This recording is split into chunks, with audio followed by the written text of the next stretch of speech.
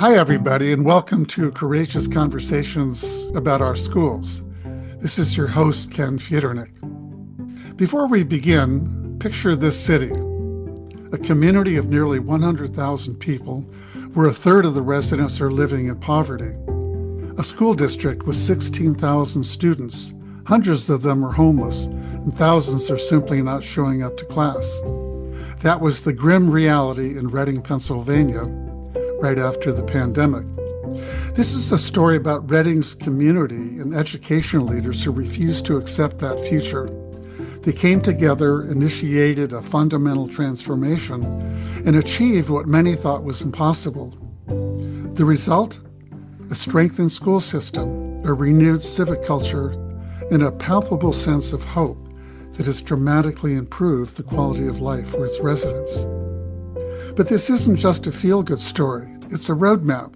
It offers some powerful lessons and some counterintuitive insights about true civic change. Insights that could strengthen virtually any community or school system. How did they do it? They did it with the help of the Harwood Institute. And joining me today to help tell this powerful turnaround story is Rich Harwood, the Institute's founder and CEO. Welcome, Rich. Good to be with you, Ken.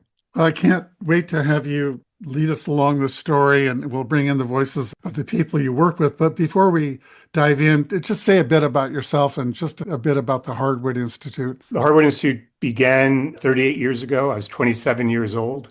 We've been innovating for all these years about what engenders hope in people, what are the kinds of leaders and organizations we need that can bring people together across dividing lines, what does it mean for change to take root, grow, and spread in communities. And so fast forward 38 years, we're interested in how do you bridge divides? How do you create a culture of shared responsibility in communities? And importantly, Ken, and I think this is important for Reading and the story of Reading as well, how do we make community a common enterprise where community means everyone and all means all?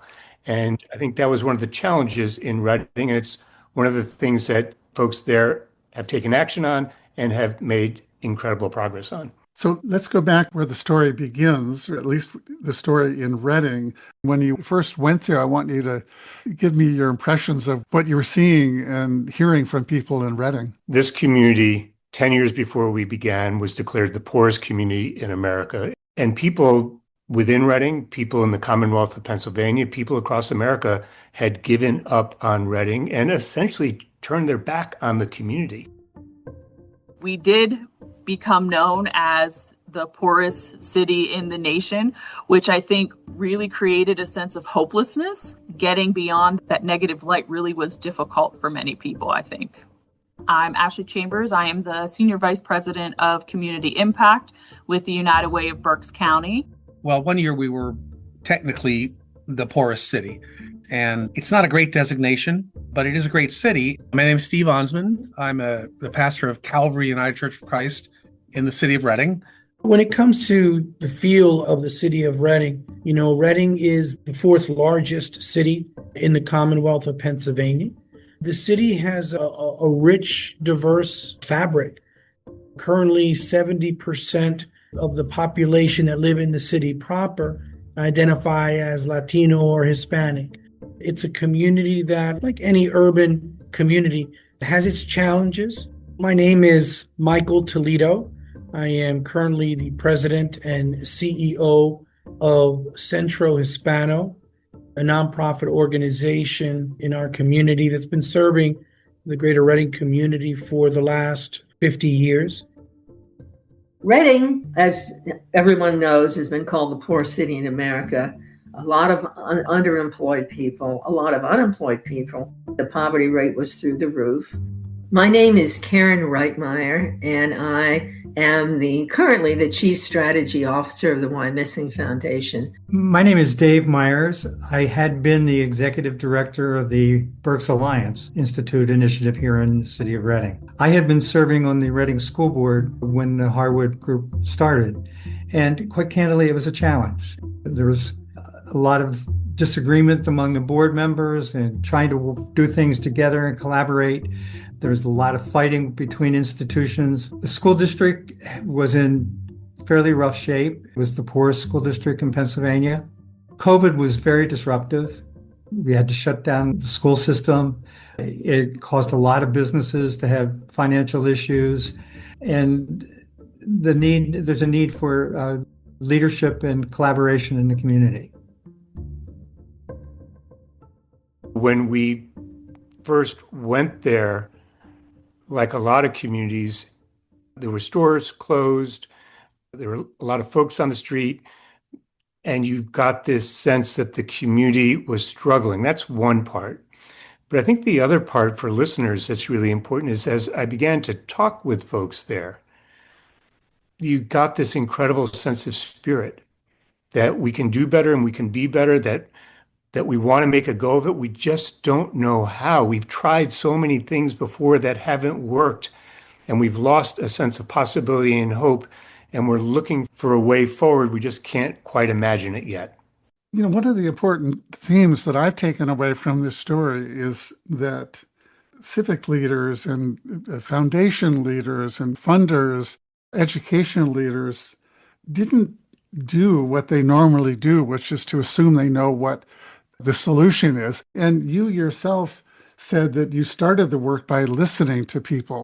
So talk a little bit about how you didn't just go in with a plan to try to transform the city, but a lot of your work was a sort of systematic gathering of information from the people that live there. When we first started working in Reading, it was the height of culture wars in the country. It was the height of debate over critical race theory, DEI, school board and school superintendent recalls, of book banning and other things. And our work was focused in Reading on education. Our task was first to develop a community-led, community-driven agenda around education. And everyone within Reading and outside said, that's never going to happen in this environment. And yet, we engaged folks all across Reading, both in English and in Spanish. We engaged leaders in in-depth individual interviews. And Ken, I have to tell you, not a single individual mentioned issues that you would hear in the culture war debates.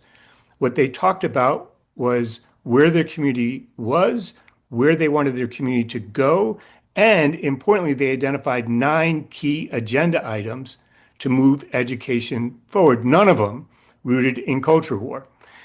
And so that was the first step.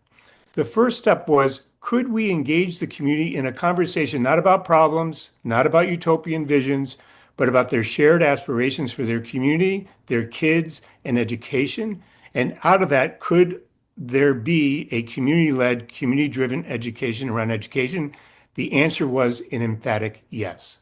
And so as you began to do your work and you shared your findings from your surveys or questions or the data gathering you did, not everyone was sold yet. In fact, some people resisted it. Can you talk a little bit about the reaction you got from some people? Sure. You know, wherever the Institute works, there's always resistance. It comes in different forms. Did you talk to all the right people? Is this really what they said? But beyond that, I think there's a deeper resistance, which goes something like this. We've tried so many things here. We have spent so much money on those efforts, those civic efforts, and nothing ever came of them. Why should we try again? What difference is it going to make? Are we just going to repeat the past one more time and deepen the sense of frustration and cynicism and lost hope in the community? So that's one point of resistance. Another point of resistance is, look, we already know what to do. If folks would only listen to whoever is saying this, to me, and to my group and to my organization, everything would be fine. The problem is they just don't listen to me. So the task here, according to this individual, is I got to get more folks to listen to me and to buy into what I'm saying. And so then it just becomes a battle over who can be the loudest, who can gather the most people, but it doesn't really move things forward. So those are 2 common things we hear a lot in communities, and we definitely heard in Reading. So one of the themes that has come up repeatedly in my conversations with people in Reading is that before Rich Harwood and his team came here, we were operating in silos. We were operating on our own. Talk a little bit about the the siloization, if I could use that word, of communities like Reading. I'm sure you've seen it in other places. What is it that causes that to happen? When we first started working in Reading, what we heard was the community was fragmented in terms of organizations. We heard it was fragmented in terms of neighborhoods. We heard that there weren't very many leaders that people trusted. We heard that there weren't strong norms of there were strong norms of getting together, but not actually working together and having the hard conversations we need to have. There was a narrative that change can happen here. So under those conditions, when things are siloed and fragmented, they became that way because people believed, first of all, the more stress a system is under, the more people hunker down and look inward. That's just a natural human response. The more that there's a greater need in the community, the more we turn inward and believe we've got to provide the answer. The more that your funding is cut or there's a scarcity of funding, the more you believe that you've got to demonstrate that you're the answer to all the challenges in the community. The more that you feel as though people don't trust you as a leader and you're heading up an organization, the more you believe that you have to take singular heroic acts. And yet, all these things make us feel exhausted. All these things make us feel alone.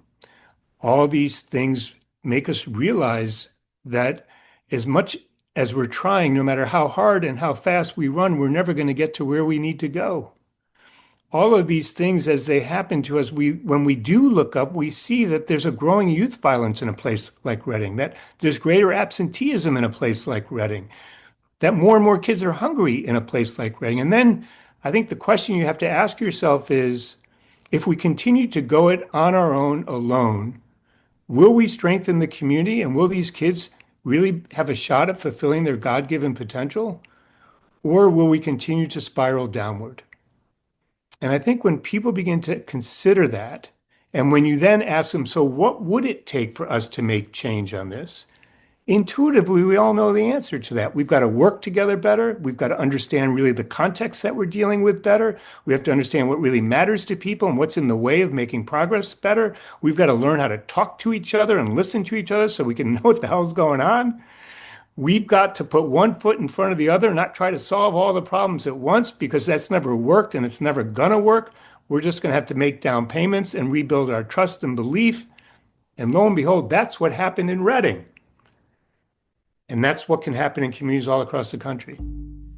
I think what the Harwood Institute did, before they even did anything, we had the leadership of the United Way and Centro Hispano and a number of other civic leaders who recognized that while a lot of people were doing a lot of good work, we were in silos, right? We were all, no matter what we tried to do, we would try to get together with things and we couldn't get people to work together, or we had 6 people doing the same thing and there were redundancies.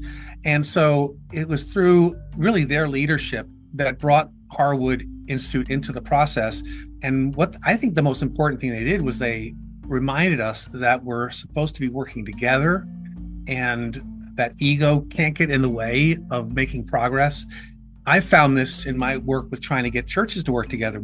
I've really struggled for the whole time I've been here to get some community movement. And it seems like people always want credit. So when you want credit, it's hard to share the limelight. So I think what the Harwood Institute has enabled us to do is it's taken these really great ideas and these really great organizations and said, here's the places where you're working together. Here's the places where you can find some common ground, and then helped us focus in on the few things that we really wanted to get done first. And that has been the real difference in the Harwood experience with us. When they initially came and talked about what the Harwood initiatives were and what it entails and all these great things, I want to say I was a little skeptical initially. Okay? We've tried so many things. We've tried community work. We've tried to have forums. We've tried to coalitions, and these things were just not sustainable. I'm Dalia Garcia. I am a resident of Reading, PA. I am working with Communities and Schools of Eastern Pennsylvania, and I'm a director of programs for that agency. The difference with the work that we've gotten into with Harwood is we saw something we all wanted. They brought so many agencies together. They brought community members together. They put us all in one room and said, let's figure it out. That was a starting point of unleashing the impact here. One of the really profound insights that I took away, and I think listeners will too, is that what people learned to do was to stop being loud and telling people what they needed and start listening to people. Once we produced this report, which outlined the agenda, 3 teams formed around the agenda items. And to your point, the first thing that people had to do was not to develop plans. It was not to go out and find more money.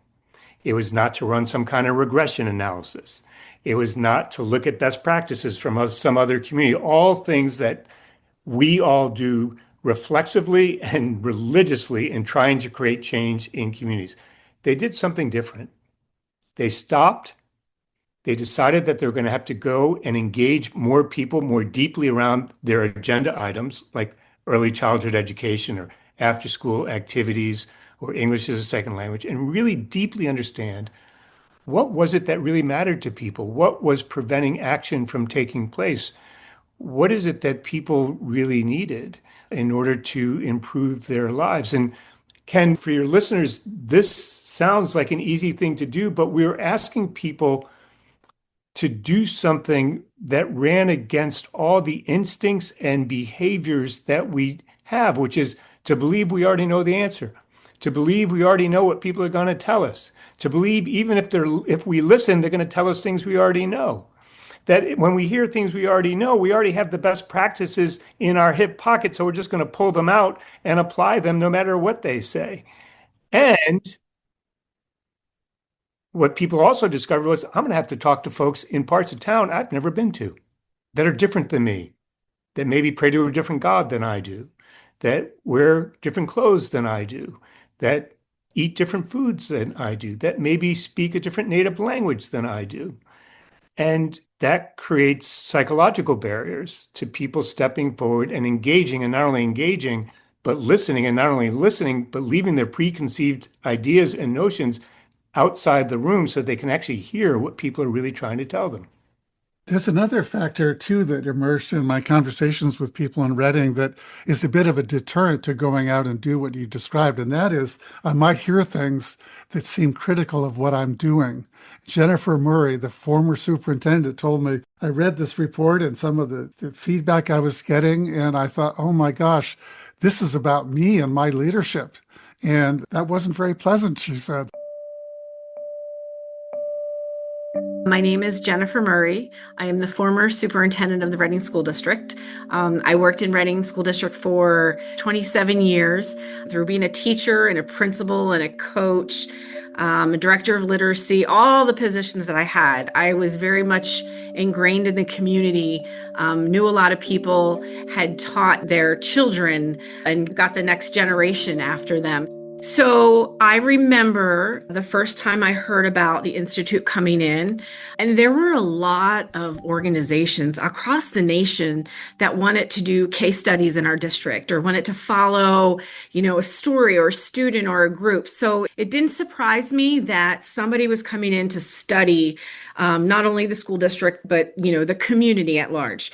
And I remember getting the first report, and it was like literally my first couple of months of being a superintendent. And mind you, even though I've been in Reading, my head was spinning. I had the board members. I wanted to do a good job, and to the community, there was a lot I felt like I had to prove. And I remember sitting down with Rich and Mike Toledo, the director of Centro, and they sat me down and said, look, this is a report. And they gave me a background because I didn't know a lot of the background that went into the organization of the actual study of what Rich was doing. And he said, this is very glaring. If you read it a certain way, it could point a lot of fingers at the school district. It's all about education. Right away, you get really defensive. You work in some place for a really long time and pour your heart out. And you know, all the people around you are working really hard. And they said, but this isn't your responsibility. This isn't the school district's responsibility. It's the community's responsibility. And they want things to change. And when they can get organized and want things to change, really great things can happen about this. So I went home and I read the report.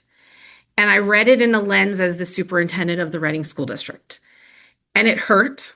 You're not going to lie. It hurt, stung, and all of those things I knew we could do better at. But it was just like, how? Like, we're already working this hard. And then I put it away. And I came back the next day and went about my business. And I opened up the report again and I read it with a different kind of mindset, a different thinking, saying, okay, I'm not going to read it as this being critical towards us. I want to read it as a launch pad to help us do better. And when I read it, I'm like, okay, these are some great ideas. Where do we get started? How do we organize? And how far can we go with this information? It wasn't very pleasant for Dr. Murray, and I remember getting the emails and phone calls from Dr. Murray and her senior team that were quite critical of the report, and by extension, quite critical of the Institute. I had to say to them repeatedly, this isn't a report card on the school. In fact, it's not even a report card on education or the community. It's a set of aspirations about where the community seeks to go and how do we develop the civic strength of the community so that we can achieve those aspirations. And that as much as this is about education and education agenda, the schools are part of the larger education agenda. They are not the education agenda. To Dr. Murray's credit, she's one of the braver leaders I've worked with. She's one of the more insightful leaders I've worked with. And honestly, she's one of the more humble leaders I've worked with. She listened to us. She listened to the community. She listened to what I was trying to say. She stayed at the table and kept engaging. And while it took a little bit of time, the school district became one of the best partners, institutional partners that our teams had in Reading. When they could have remained behind their walls, they tore down their walls, they opened up their schools, and they became an even better partner with the community moving forward on what the community really values. So I want to talk about what you did to help make that happen, because many people could have pushed you away, as she tried to do initially, but you and your team did something to create enough trust where she at some point said, okay, I want to keep engaging with you. But because I think for other people coming in and saying, we're going to share some data with you that you may be surprised to hear, you may not even agree with, and we're not interested. That was her first reaction. But you did something that enabled her to come back and say, we want to keep working with you. We want to listen to what you have to say. Well, one is I think we kept engaging together in a conversation about what are we all trying to achieve when it comes to kids in Reading and the larger community. That's always first and foremost. If this becomes a discussion about the school district trying to defend itself, or a nonprofit trying to defend itself, or the Institute, the Harwood Institute, trying to defend itself, we're in a zero-sum game. And that's a recipe for not moving forward. If we can instead focus on what the real goal is here, which is to improve the lives of every child in Reading, and realize that none of us can do that alone, and recognize that in order for us to work together, we're going to have to take some small steps and build trust and demonstrate that when we say something, we mean it and we follow through on it. And then we check to see if it worked. And then we take the next set of steps together. Then that's a different story. And I think that's ultimately what happened in Reading. And again, credit to Dr. Murray and her team. Most school superintendents that I work with do not do that. They do not. They do not stay in the game. They do not stay in the conversation. They do not exercise enough humility to hear and to listen, and ultimately to exercise enough courage to step into the community with the community, not acting upon the community to help the community itself move forward. Dr. Murray, after this sort of personal transformation, she began to realize that what you were offering and suggesting was not something that she should be defensive about, but she really started to embrace it. She needed to convince her principals that to view their schools not as these private domains, she said. This isn't your building. This is the community's building. This is the kids' building. And if the kids need after-school care, we need to work with our partners to let them in. I mean, that's a perfect example of this phrase you used about us turning outward and getting out of our silos. But she then had a challenge of convincing her school leaders to embrace that concept as well. Yeah, look, there's resistance at every turn. And why not? People have been sold a bill of goods in education, every 6 months or a year or 2 years, there's some new fad that comes along that school principals and teachers have to implement. And then 6 months, a year, 2 years later, there's another one that they have to implement, and their head starts to spin around, and a new school superintendent comes in, and like, who can you believe? What can you believe? Why should you think this is going to be any different? And why should you, as a school principal or as a teacher, put your neck out to try to do something different if you think the rug's going to be pulled out from you in the next 6 months or a year or 2 years? And so in the case of Dr. Murray and school principals in Reading, there was some trust building that needed to take place.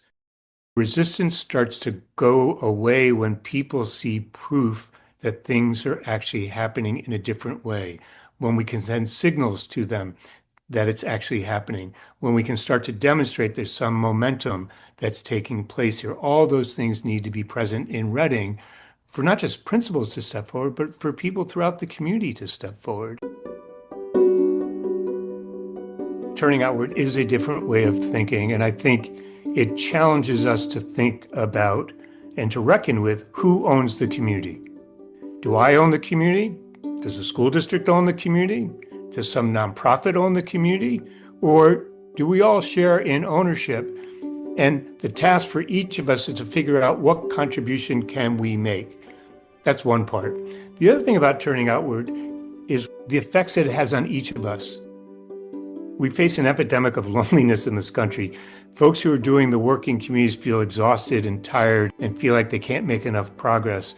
And by turning outward, you begin to recognize that you're not alone, that we need to go together, and that there are other folks who are ready to go with you. Maybe not everyone, but enough to get started and make a difference.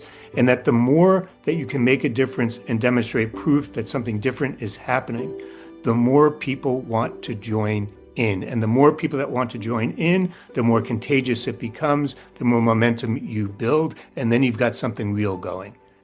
That's the story of Reading.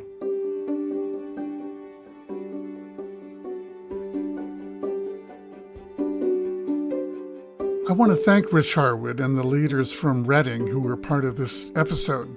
And listeners out there, I want to urge you to tune in to the second and final episode of this series, where you'll hear from leaders from Reading describing 3 important initiatives that emerged from their work with the Harwood Institute.